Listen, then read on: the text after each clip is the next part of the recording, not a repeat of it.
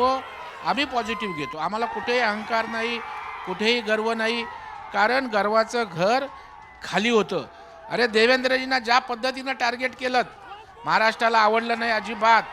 व्यक्तिगत त्या ठिकाणी त्यांना टरबूज उद्धव ठाकरे बोलले, अजिबात महाराष्ट्राला त्या ठिकाणी आवडलं नाही. एकनाथ शिंदे साहेबांना पण त्या ठिकाणी टोकाचं आपण जे बोललात आवडलं नाही. अजितदादांच्या बाबतीत सुद्धा महाराष्ट्राने कौल दिलाय बघा. हा कामाचा महाराष्ट्र आहे, काम करणाऱ्यांचा महाराष्ट्र आहे. अजितदादांच्या स्वभावावर त्या ठिकाणी आपण बोलू शकतो, पण कामात वाघ माणूस आहे.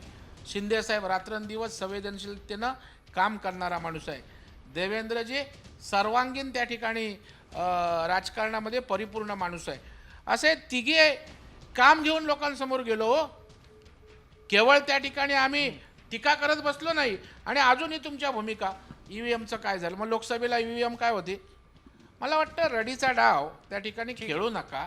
आपले मोठे दिग्गज नेते का पराभूत होतात, त्या ठिकाणी होतं ना राजकारणात. आज आम्ही जिंकलोय, जय पराजय होत असतात, परंतु त्या पराभवातनं आत्मपरीक्षण करून पुढे जायचं असतं. भाजपकडे जरा शिका. भाजप कुठेही यश मिळालं तर आम्ही उन्माद यशाचा करत नाही, आणि अपयश मिळालं तर त्या ठिकाणी आम्ही कुठेही नाउमेद होत नाही. फिनिक्स पक्षासारखं उभं राहतो.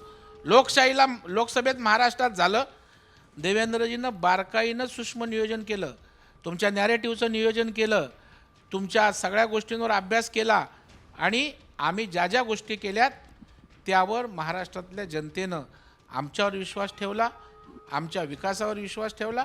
त्याच्यामुळं अतुल लोंढे आमचे मित्र आहेत, हुशार आहेत, अभ्यासू आहेत, पण जरा पक्षाची अधोगती होते.